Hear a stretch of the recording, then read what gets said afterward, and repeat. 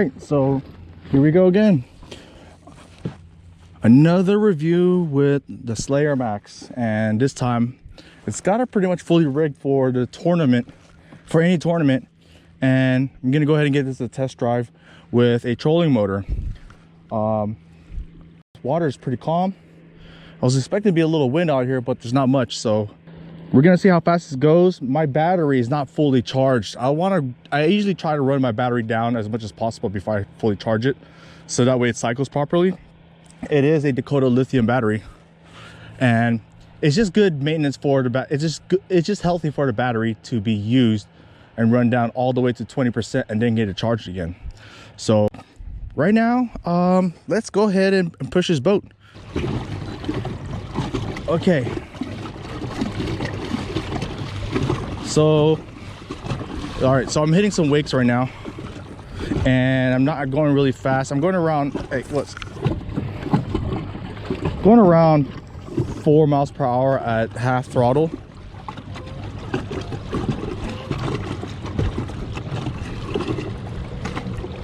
And keep in mind, on my Titan, I go average between 4.3 to 4.4 on full throttle.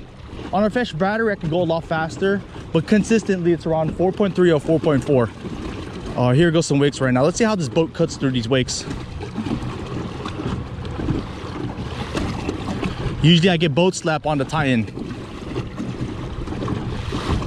You can see the front end right now. It's cutting through these mini wakes over here without any issues. Now, if I was on a Titan and I hit that wake, the front end would splash a lot of water and it would come into the boat. It gets really annoying. Okay, so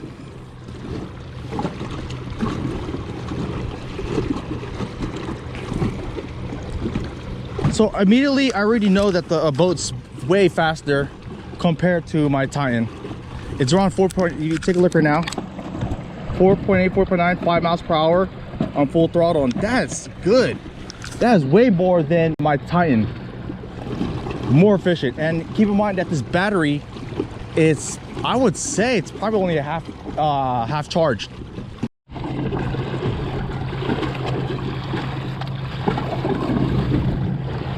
Forgot to close the hatch in here and the water got in, so now I got a wet ride. But check out those waves. I'm cutting it through ease. Now if I was on my Titan, all that water would probably slap right in front of me and go in my boat. Man, I'm cruising over here. This boat's definitely faster than my Titan with a trolling motor, like an extra 0.5 miles per hour consistently, even on a low half charged battery. And I freaking love these handles, man. It's like fine-tuning your steering. It's fun. And because it's also raised, I just gotta hold this knob right here and steer it with the knob. It's slick.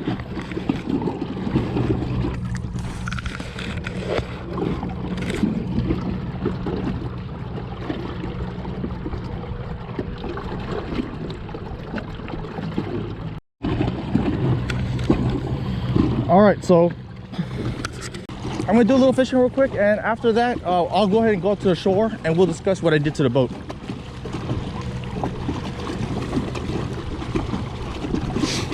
I am moving.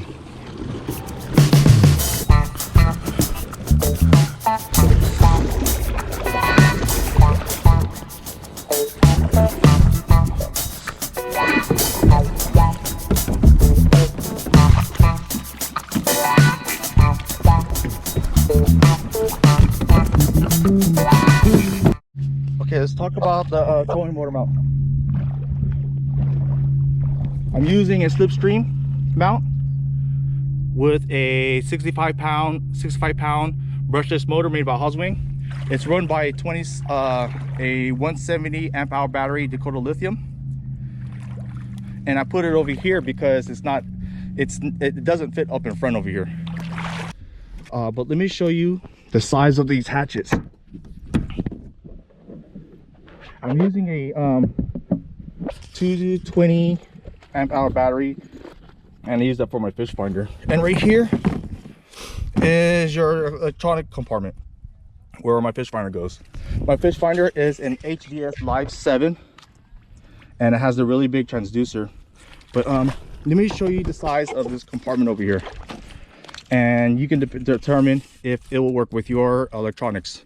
So the first hatch over here is around 13 inches wide, 8 inches the other way, and around 6 inches deep. But take a look, it flares.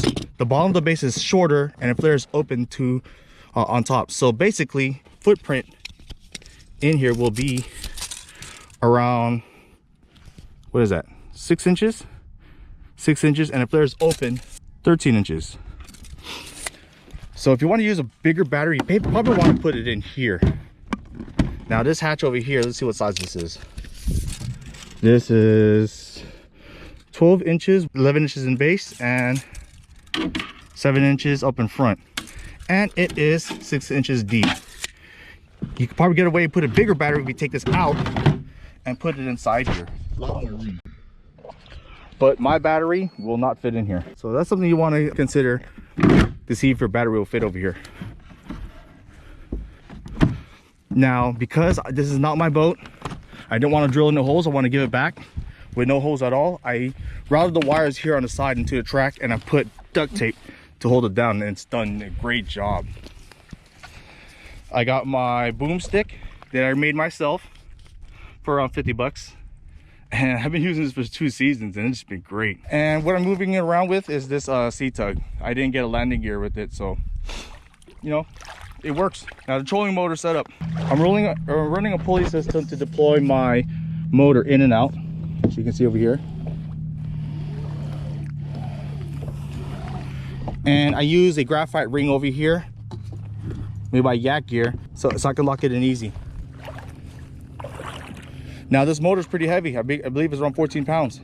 So pulling my motor in and out, it's pretty heavy. So I put a pulley at the point over here, so that way when I deploy it in and out, it's a lot more easier. It cuts down the weight by half.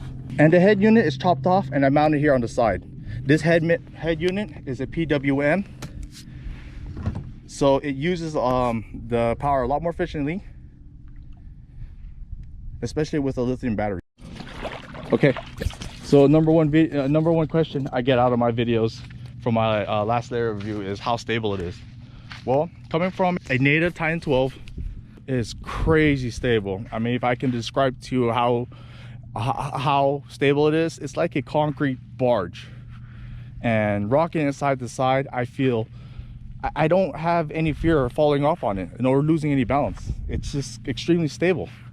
Now coming from a Titan and using the native layer right after, instantly I felt, you know, hey, this is not as stable as a Titan. I mean, I'm comfortable standing in and out without a problem, and it works great. One thing that I want to mention that is, if you put the seat on a high position over here, yeah, you feel a little top end heavy. So I put it on a low position. Now I'm not a tall person at all, so for me to stand up from the sitting position, I didn't have the problem. Now my boy Mike Mitchell, he's a lot taller than me, 6'4". He had it on a low position and he was able to stand on it with ease. So, but for some people out there, they like the seat risers, and I don't see no reason why you can use that. It's just that, you know, it's just not as stable as being on a low position. So this is the native Slayer Max. This is my review. This is how it's set up fully. This is how I set it up for a tournament. This is gonna be the last day I'm gonna be using this boat, because I'm gonna be giving it back to Headwaters. I'm gonna give it to Momo Outdoor, so he can get a chance to go ahead and review this himself. It's time for me to get back. I've only been here for 30 minutes, but I gotta get ready to work.